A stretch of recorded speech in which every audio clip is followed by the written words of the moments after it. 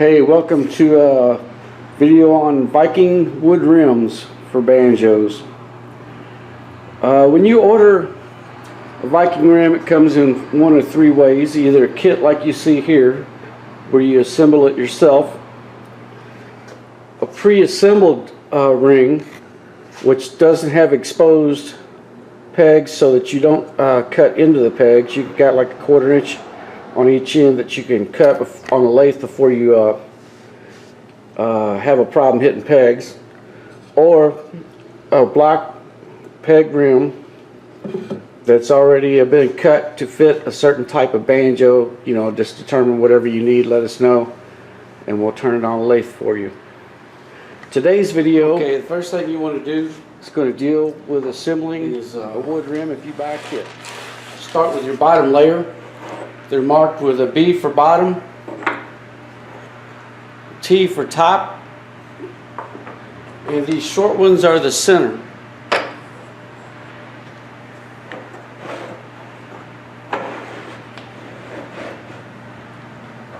So kind of lay them out, make sure they're all even, same size.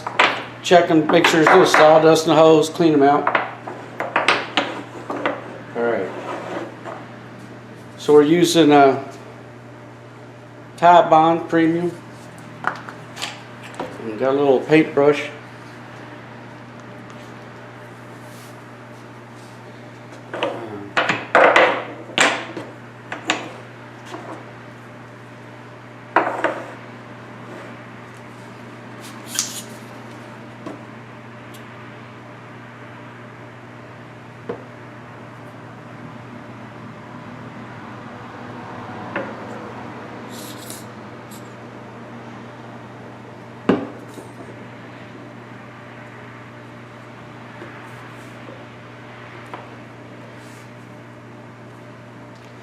Now, once we got two bottom pieces, we're going to put a center one over the middle here, and then you can turn it either way. I like to have it opposite of what the end is, like this, so that the ends overlap even further, creating a better locking position. All right, so get some glue down in the hose. Some glue around there. Ooh. Stick it on there. A little bit of glue, just these two for right now.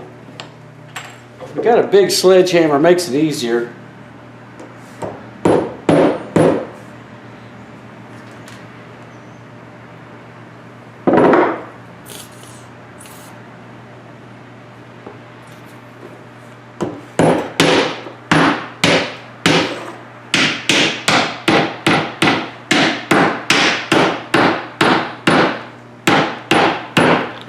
Should be pretty tight, hard to get in once you get them in there. So we got those two started. We have another block. Get the end of these. You got to kind of work fast because you're got a 3-minute limit to put the whole rim together.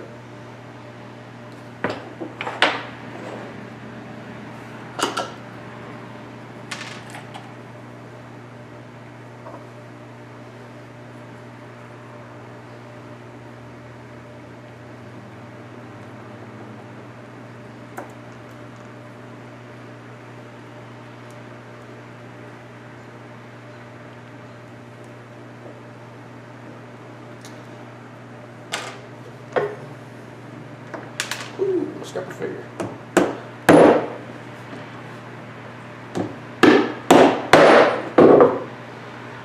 Alright, just keep on going all the way around.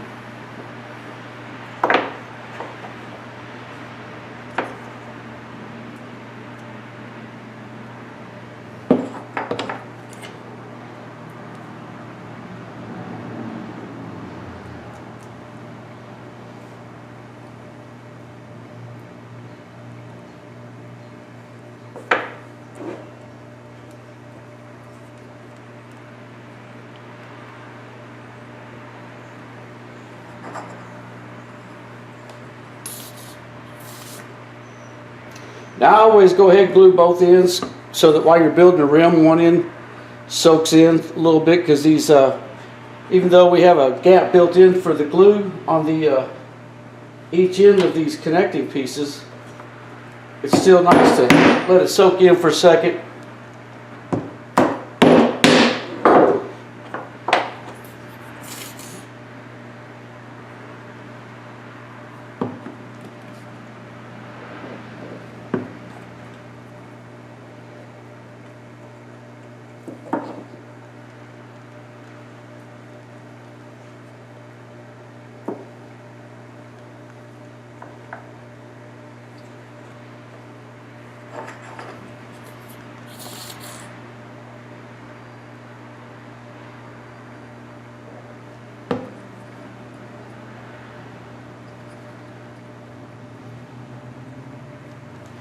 And as I'm going around, I'm wiping the excess glue off, so that when you turn it on a lathe, it doesn't hit them glue pieces and chip out part of the rim or something.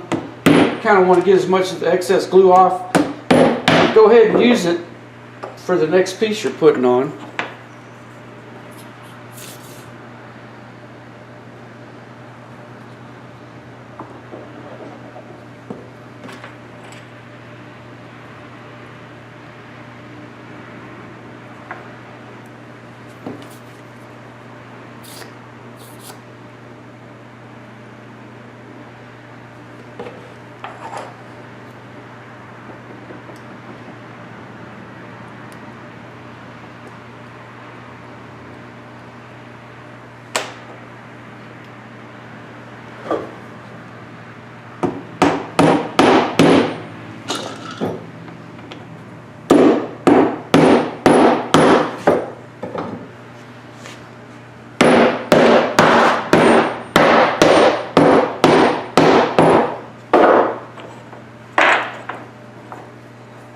Oops, I put the peg in the wrong hole. It doesn't matter really right now, just as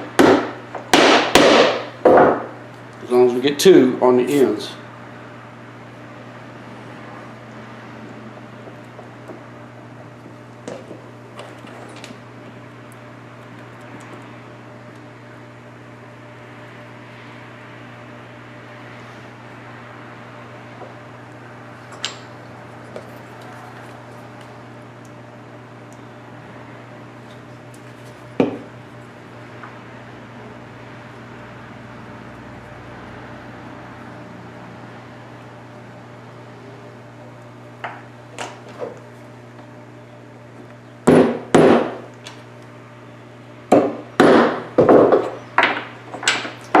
Now we're coming to the last piece. I'm going to go ahead and get all this glued in at one time. You don't want to be spreading the rim back apart after you get it nailed. So we get this piece in here, we'll spread, make sure the seat's okay. Get all this glue in here.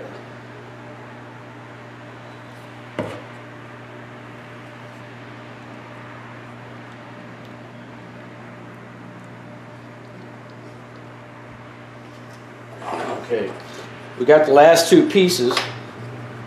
We'll put them in at the same time, makes it easier than trying to hammer last piece down through there. Lots of glue. Lots of glue.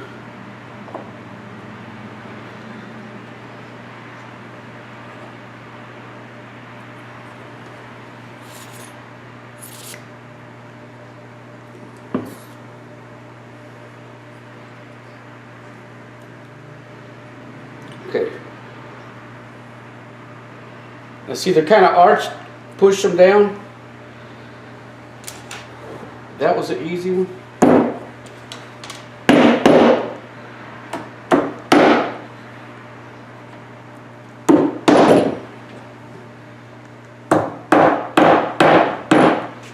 Now we're going to put the rest of the pegs in.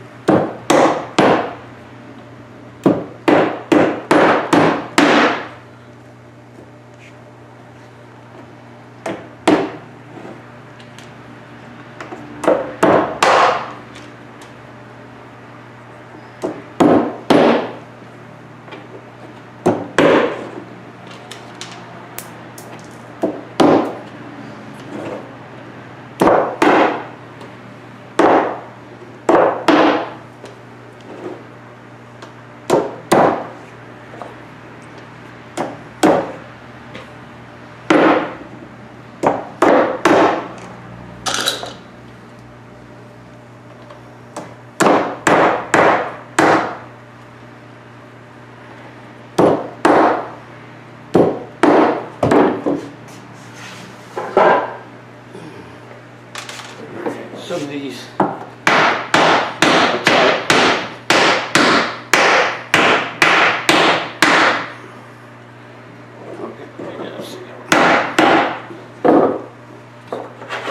Now it's time for all the top pieces. Now when you're putting on a top piece, make sure you match the bottom piece so that there's a gap in this, like laying bricks. You don't want a gap here and a gap, you don't want gaps in the same place. So we're splitting the middle one, and the top and the bottom look the same. So it's just, at this point, just a bunch of glue.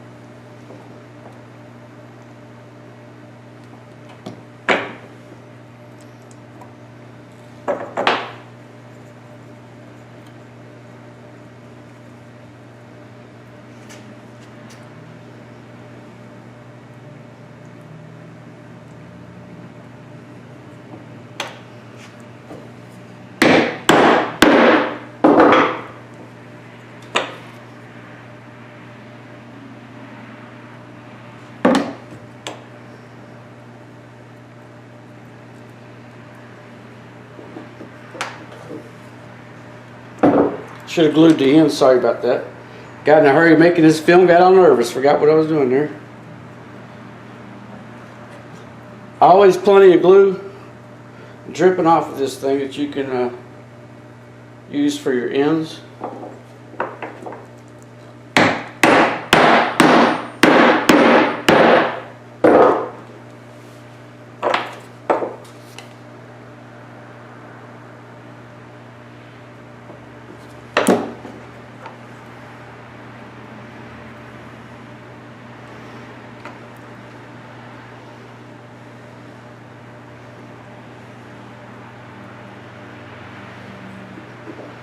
Crap, put it upside down.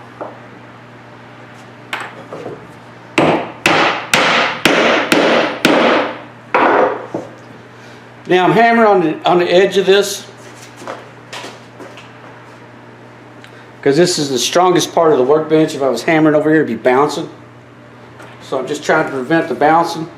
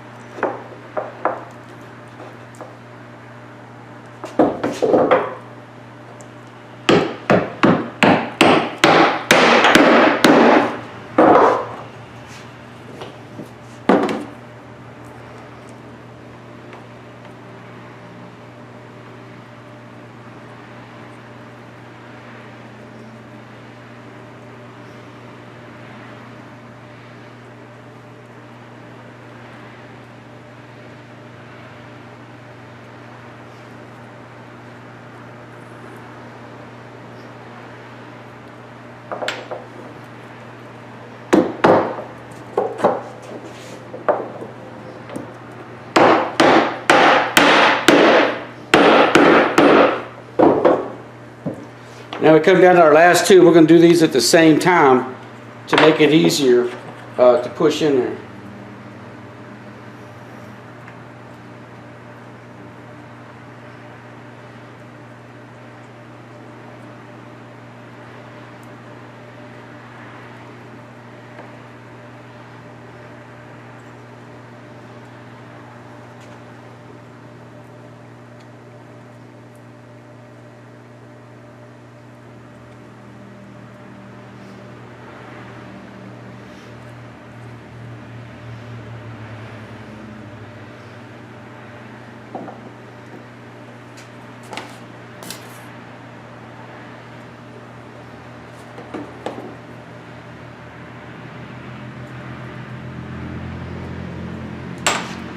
Same way with the bottom.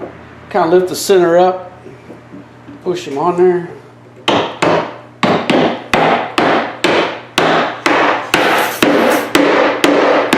Now go all the way around.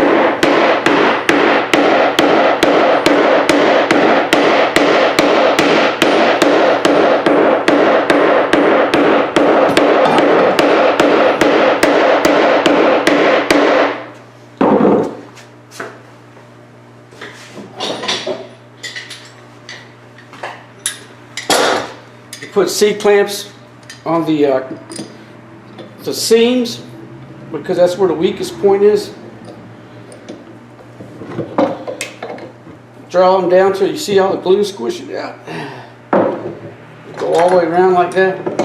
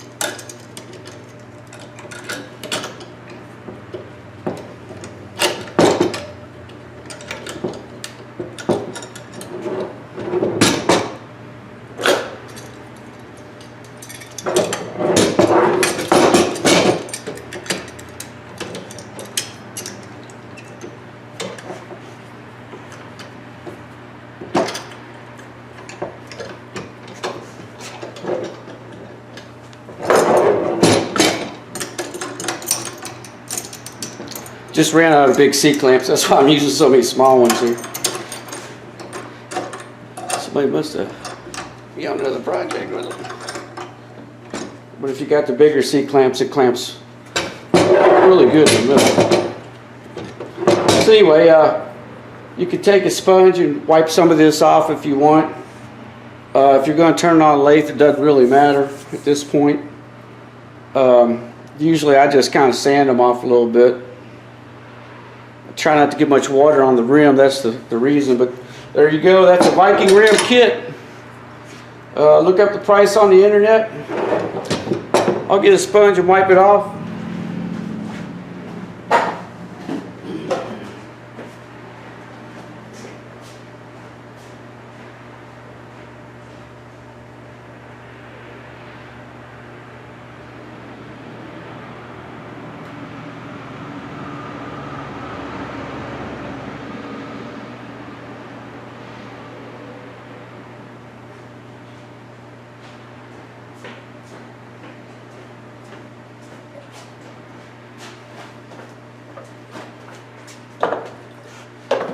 You can take some water and sponge just lightly. Try not to get any water.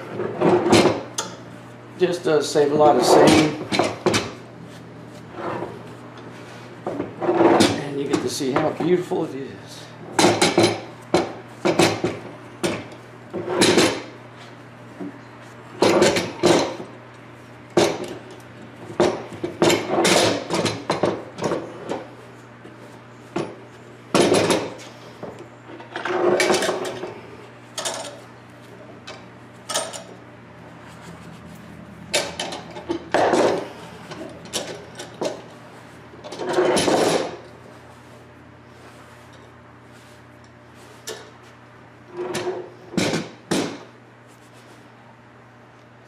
One thing to keep in mind is if you're building a banjo without a tone ring, this comes out probably within a 30-second of being round from the peg system. And all you have to really do is hand sand and put your neck on it for a 4 or 5 string no tone ring banjo. There you go, the Viking Peg and BlockRim system.